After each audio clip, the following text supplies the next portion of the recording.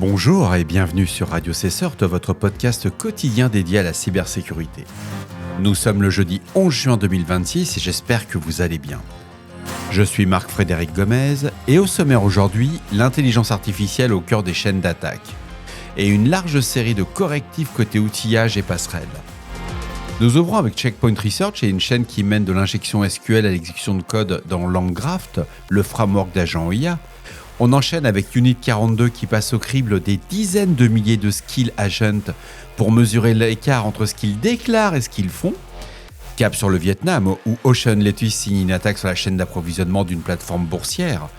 Et nous irons en direction la Chine pour voir ensuite l'expansion du botnet de reconnaissance GDY. Petit détour par l'Auvergne-Rhône-Alpes qui se dote enfin de son CERT territorial. On évoquera une divulgation publique autour d'un contournement de BitLocker baptisé Great XML, puis une salve de 6 failles touchant Jidra, l'outil de rétro-engineering de la NSA. Et on terminera bien entendu avec un avis du CERT-FR sur de multiples vulnérabilités chez Palo Networks. Et c'est parti.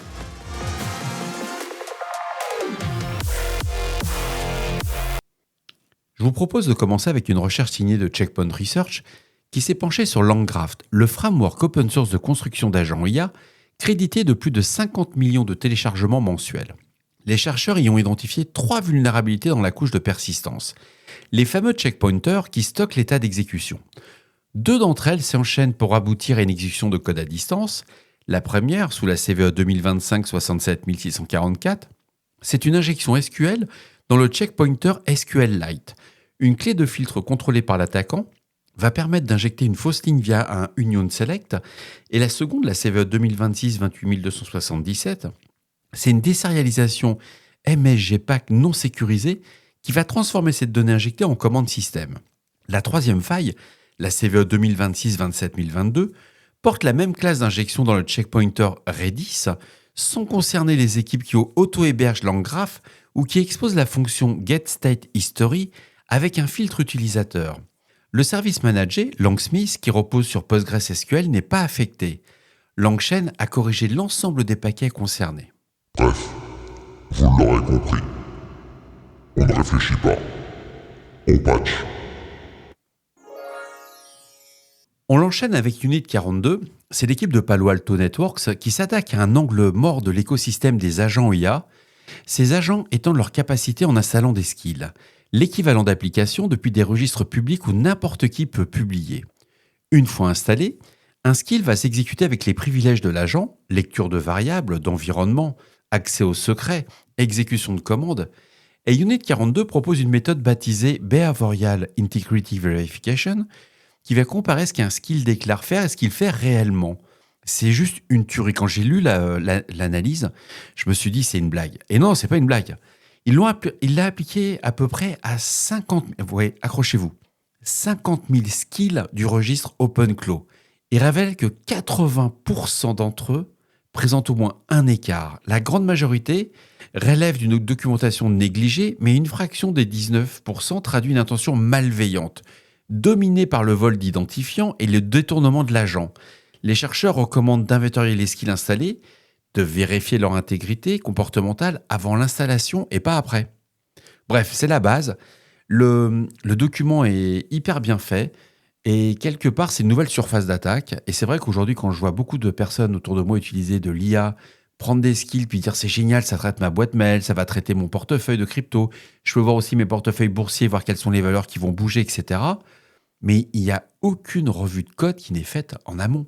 Aucune revue de voir les flux par où ça part, qu'est-ce que ça fait, est-ce que l'agent discute uniquement avec vous en local ou autre. Bref, très bien, Unit 42, du super boulot comme d'habitude.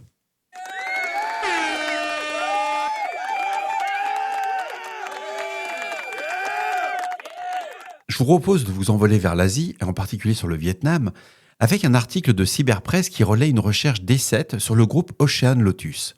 Connu également sous le nom d'APT32, c'est un groupe qui est assez vieux, il a quand même 15 ans. Il semble avoir réorienté son activité de l'espionnage à l'étranger vers des cibles domestiques. Entre 2024 et 2026, il a mené 2 campagnes au moyen de sa backdoor maison, ce qu'on appelle Spectre Viper. Et la plus marquante est une attaque sur la chaîne d'approvisionnement de FireHunt MetaKit. C'est une plateforme d'investissement boursier. Le protocole de mise à jour de l'application ne validait ni le chiffrement TLS, ni la signature numérique des fichiers de configuration. Ouais, vous avez bien entendu.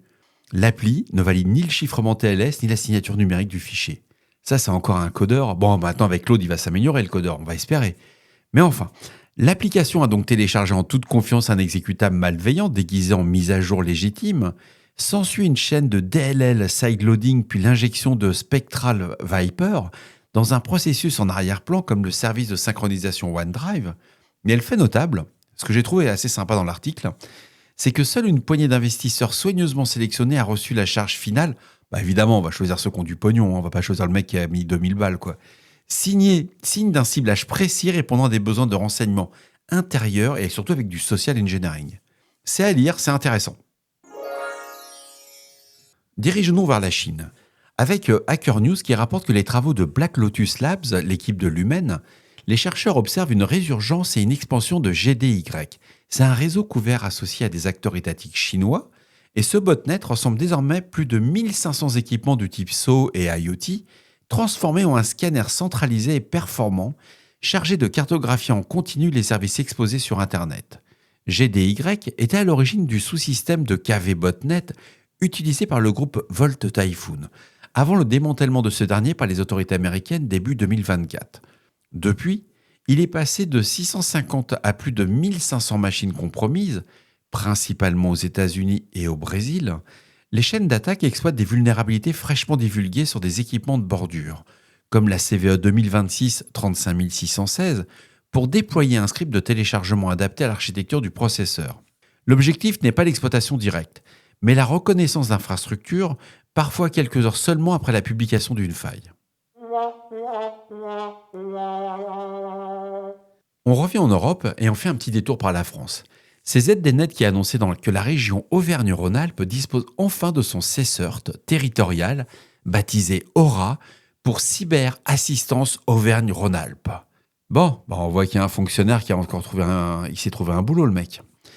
La structure proposera une assistance gratuite aux collectivités, PME, ETI et associations du territoire, confrontées à une cyberattaque.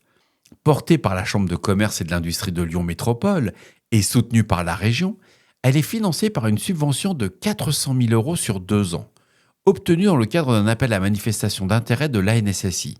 Son responsable, Guilhem Giraud, explique que la mission première sera d'accueillir les appels de victimes et de leur apporter un premier niveau d'assistance comme changer un mot de passe manifestement compromis. Le prestataire retenu est Orange Cyberdéfense et les victimes sont ensuite orientées vers d'autres partenaires pour le suivi de la rémédiation.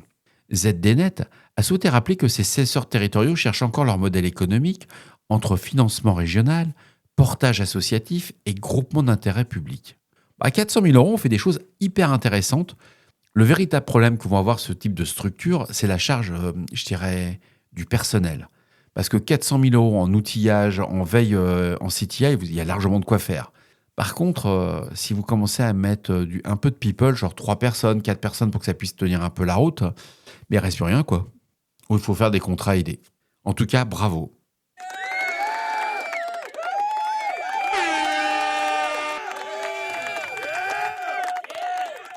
Je vous propose d'évoquer une divulgation publique repérée sur le blog tenu par l'acteur qui se présente sous le nom de Nightmare Eclipse, notre drama queen de l'été. Je vous ai dit qu'on ferait un feuilleton cet été avec lui.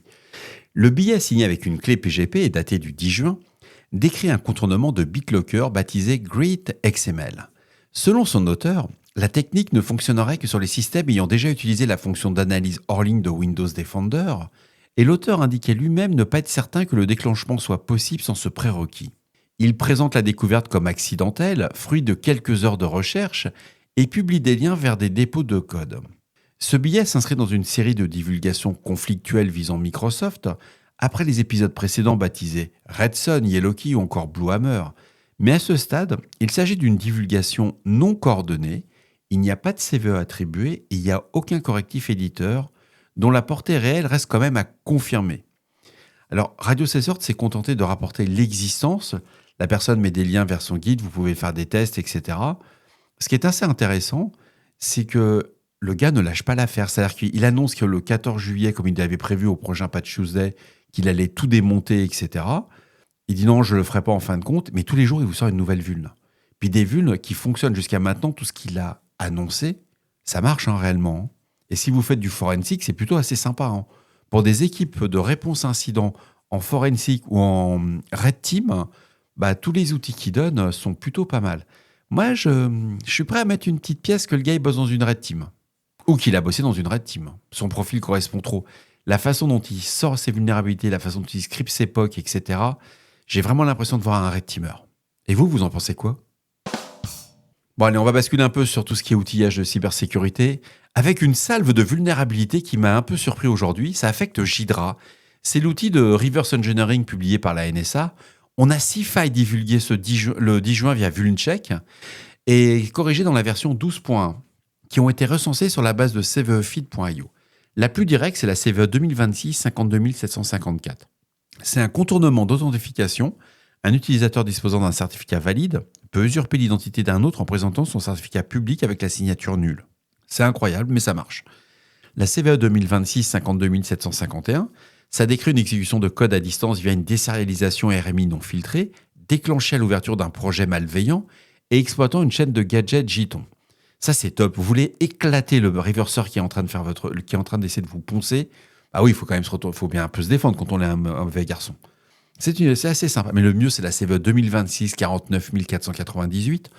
On a une injection SQL dans le changement de mot de passe PostgreSQL qui va permettre une escalade vers le compte super utilisateur et va s'ajouter 2 traversées de répertoire, la CVE 2026 52 755 et la 52 752, qui vont permettre d'écrire les fichiers hors du dossier prévu via des archives zip piégées, ainsi qu'une injection de commandes sous Windows. Et la CVE 2026 52 750 va déclencher au clic sur une URL piégée dans une annotation. Moi je trouve que les mecs, ils ont décidé de mettre la misère au reverseur, qui utilise Jidra, bien entendu. Alors, il y a une bonne nouvelle. La mise à jour vers Jidra 12.1 corrige l'ensemble.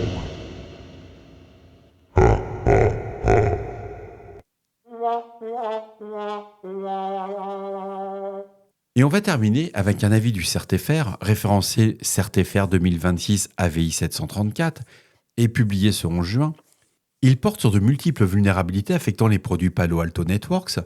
Certaines d'entre elles permettent une exécution de code arbitraire à distance, une élévation de privilèges ou un déni de service à distance. D'autres, une atteinte à la confidentialité des données, un contournement de la politique de sécurité ou une injection de code indirect de type XSS. Mais le périmètre, il est plutôt large. Il englobe les plateformes Cortex, XSIAM et XOR, l'application Global Protect, donc c'est tout ce qui est la partie VPN, plusieurs branches de PAN-OS, des versions 10.2 à 12.1, ainsi que Prisma Access Agent et Prisma Browser. Les bulletins de l'éditeur, parmi lesquels les références vont référencer les CVE 2026-266 à la CVE 2026-274, et l'avis PAN SA 2026-0008 détaille les versions correctives. Le CERTFR invite à se reporter directement ces bulletins pour l'obtention de correctifs et la planification de mise à jour. Non, mais là, il faut vraiment patcher, quoi. Le truc, c'est une passoire. Et voilà, ce 666e épisode s'achève ici. Vous trouverez bien entendu les sources qui ont été utilisées pour faire cet épisode dans la description de celui-ci, ainsi que sur le site de radiocesseur.org. Prenez soin de vous. On ne réfléchit pas, on patch. Terrible, 666e épisode. Bon, on est parti pour aller jusqu'au 700. Je vous embrasse très fort. Faites attention à vous. Patchez les gars. Mesdames, faites de même. Je vous assure que c'est de la folie furieuse qui est en train d'arriver. C'est une vague au niveau vulnérabilité. Waouh. Mais bon. Comme quoi les forces sataniques peuvent peut-être gagner. Faut que j'arrête ce genre de conneries. Mais alors.